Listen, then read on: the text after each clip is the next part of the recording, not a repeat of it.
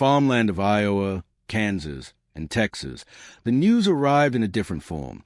Inside, camp surrounded by barbed wire, the war's end was not marked with champagne or parades, but with a short announcement from the mouths of American officers. Standing in front of assembled prisoners, men and women alike, they told them, "You can go home." The word should have sounded like salvation, the long-awaited promise of release. Yet in that instant, the silence that followed carried something stranger than celebration. German women, many in their 20s, some older, looked at each other with downcast eyes. A few shook their heads, whispering softly in their mother tongue, "Nin." They had been brought across the ocean under suspicion and fear. Some were auxiliaries in the Luftwaffe Communications Corps, others nurses who had followed the worm, and a few simply swept into captivity because they worked too close to the wrong unit. They were women who had once believed they would be treated with cruelty if captured by the enemy. Nazi propaganda had warned of Americans as brutes, destroyers, men without mercy. The voyage across the Atlantic in gray-painted troop ships had been filled with dread, yet the months that followed overturned every expectation. The camps in the American Midwest were hardly palaces, but they were orderly, clean, and most shocking of all, generous with food. One young prisoner, not much older than 22, had scribbled into a battered notebook, "They feed us peanut butter. Sticky, strange, but rich. I cannot stop eating it." Her handwriting, thin and jagged, conveyed astonishment rather than gratitude, as though even delight was a kind of betrayal of the world she had left behind. Another woman, once a typist in a Luftwaffe office, told a Red Cross interviewer that she had been given new shoes upon arrival. She had not owned a new pair since 1941. These were small comforts, but in wartime Europe, where families boiled nettles for soup and shoes were patched until nothing remained, they were luxuries beyond imagining. When the officers delivered their announcement on that spring morning, many expected an eruption of joy. Instead, the reaction unsettled them. A captain in Texas later recalled, "I thought they would run to the gate." Some of them cried, but it wasn't happiness. It was something heavier. For the women, going home meant stepping back into a world that barely existed. Letters smuggled through the census told of bombed-out streets, vanished relatives, and towns divided into occupation zones. One note read, aloud by a trembling 26-year-old in the barracks, spoke of her mother starving in Hamburg and her brother missing in Russia. Going home no longer meant reunion. It meant rubble, hunger, and fear.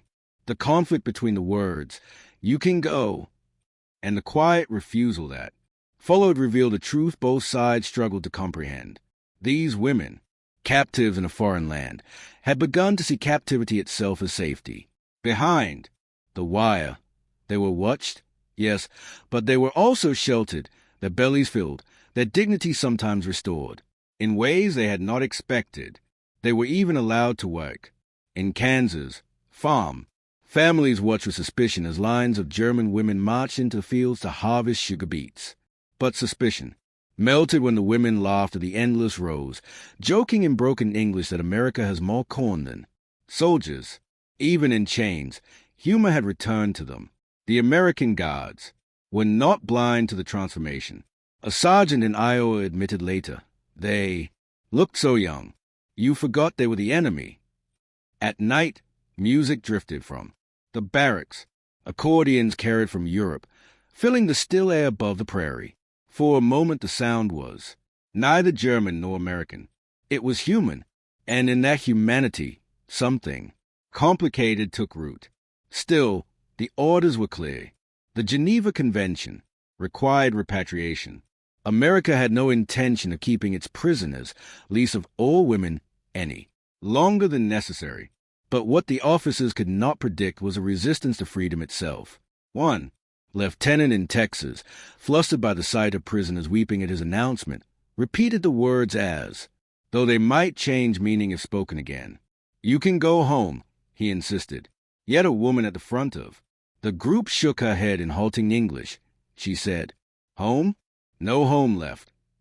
It was a sentence that cut through every illusion. America could open the gates. But what lay beyond them was not a homeland waiting with open arms. It was ruins.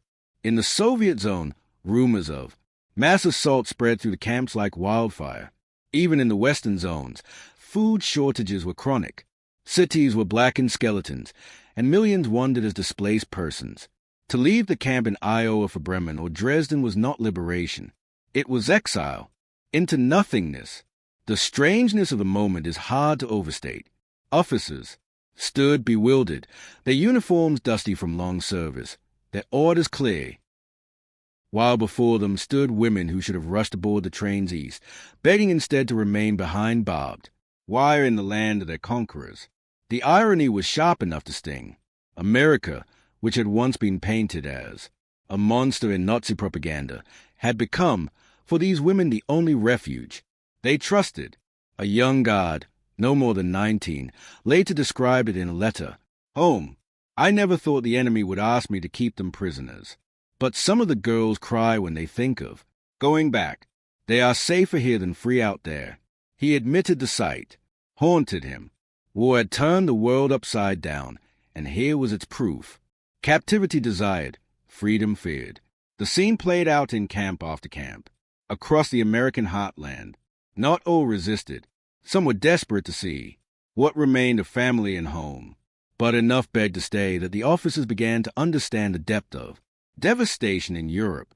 Each petition, each quiet refusal was less about loyalty to Germany and more about terror of what Germany had become. The women were not clinging to their captives. They were clinging to the last place where life felt bearable.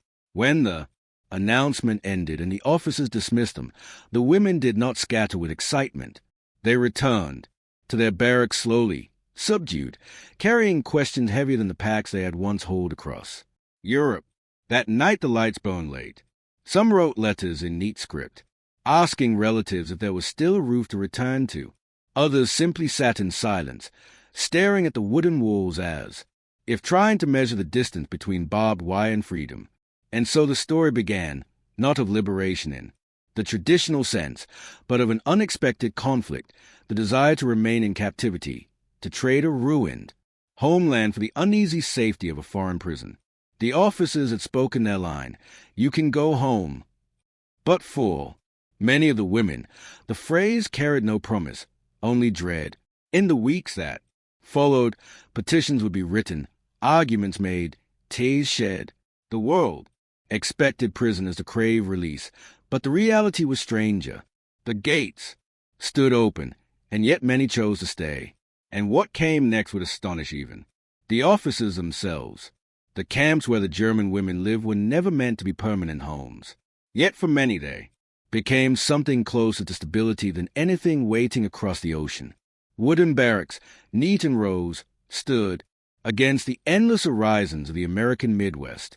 The mornings began with the clang of a bell, the smell of boiled coffee drifting from the guard quarters, and the shuffle of boots on gravel as prisoners filed into work. Details. To outsiders, it looked like captivity. To the women inside, it felt strangely like survival. Daily life unfolded in rhythms that had little to do with war. In Texas, women rose early to peel mountains of potatoes in camp. Kitchens, the smell of starch thick in the humid air. In Iowa, they worked on farms under armed supervision, bending over fields of corn and sugar beets, their dresses clinging with sweat, the sun fierce on their back. American families sometimes watched from a distance, weary eyes peering from porches, expecting defiance or sabotage. What they saw instead was laughter carried on the wind, women joking in German, sometimes daring to mimic the English words they overheard. A farmer once told a guard half in jest, "If they keep working like this, I'll hire them after the war." Small acts of kindness crept in despite official boundaries. A guard in Kansas slipped an apple to a prisoner during a long day in the field. She bit into it slowly, savoring the crisp sweetness, and later wrote in her diary, "It tasted a piece." Another young woman, once a typist in Stuttgart, remembered the first time she entered an American grocery store under guard escort. Rows of canned goods gleamed under electric light, soap stacked in neat towers, fabrics folded in rainbow colors. I thought it was a dream, she confessed years later, to see so much of everything. The abundance marked the memories of a homeland, where QS wounded around rubble-strewn streets fall. A few ounces of flour. The contrast between expectation and reality grew, sharper with each passing month. The women had been warned by Nazi propaganda that American imprisonment meant brutality, hunger, perhaps even death.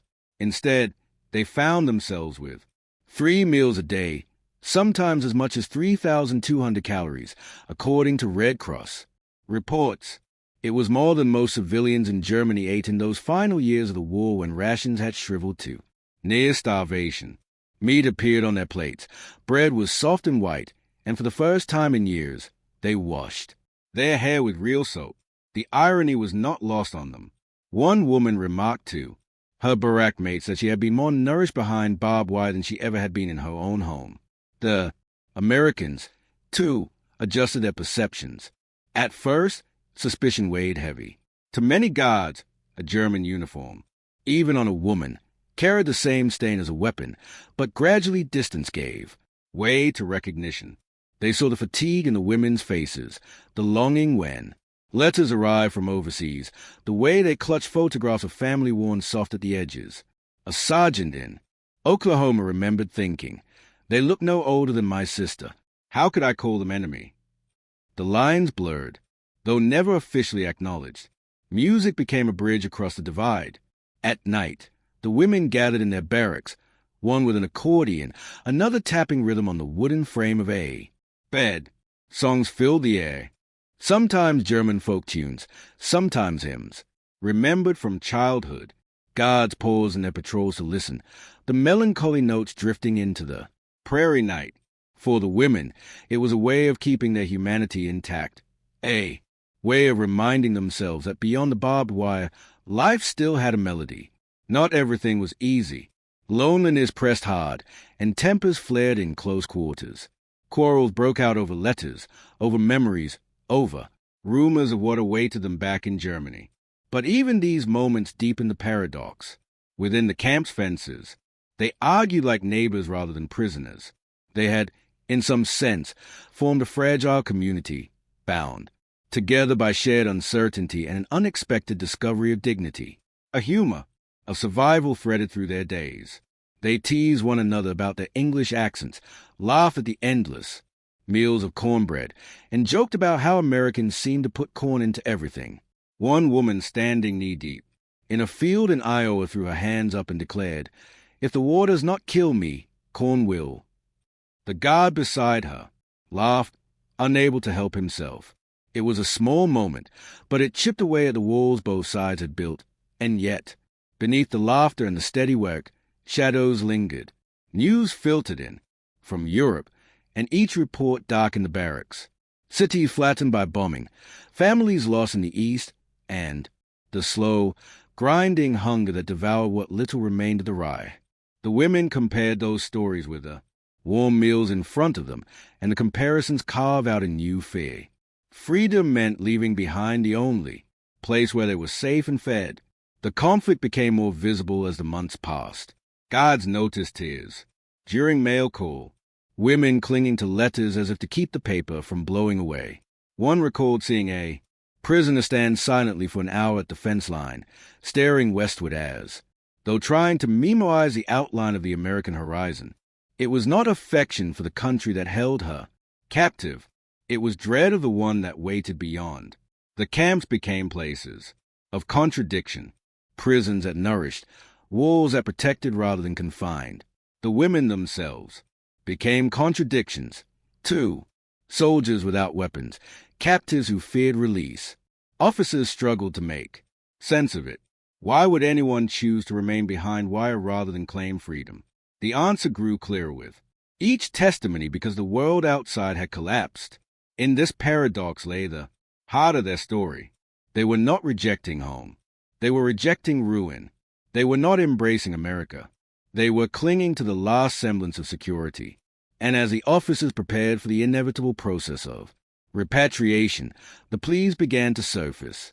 Some were whispered in broken English, Others scribbled onto scraps of paper, "Please let us stay."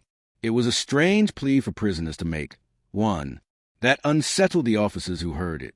Captivity had become refuge, and freedom had become fear. The irony was sharp, the kind that history seems almost too cruel to invent. The barbed wire meant to divide had become their shield. And soon, as orders fall, transport loomed closer. Those shields would be stripped away. The women knew it. The guards suspected it. And what came next would test both sides in ways neither had expected. The first trains bound for the east stood ready in the summer of 1946, their iron wheels glinting beneath the prairie sun. For the American officers, the task seemed straightforward. Repatriate the prisoners, as the Geneva Convention required, restore order by sending them back to the soil of their homeland. But for the women who had lived a year or more behind the wire, the thought of stepping onto those trains filled them with dread more potent than captivity itself. Letters from Europe had already painted the outlines of a nightmare. Hamburg was a city of scorched bricks. Dresden still smoldered. Cologne was described not as a city but as a lunar landscape of chimneys. Even the western zones under British and American control staggered under shortages. Families traded heirlooms for potatoes. Children fainted in school from hunger. And a woman might walk 10 miles for a pound of flour.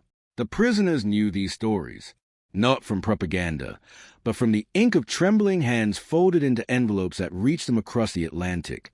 One 24-year-old Luftwaffe auxiliary named Hannelore read aloud to her bunkmates the words of her mother in Hanover. "Your sister is gone. Your father is missing. I sleep in the cellar because the roof has holes. If you return, I do not know where you will sleep." The letter crumbled in her grasp, but the terror in her voice lingered long after the paper was folded away. Another woman broke down when she learned her village had been consumed by the Soviet advance. She whispered to a guard in halting English, "My home does not exist." To the officers, going home was a matter of logistics. To the women, it was a sentence to wander among ruins, begging for scraps. One camp commandant later admitted that the pleas unsettled him more than any defiance. It was easier to handle hatred than despair. Some women attempted petitions, scrawling notes that begged for extension of captivity or work contracts within.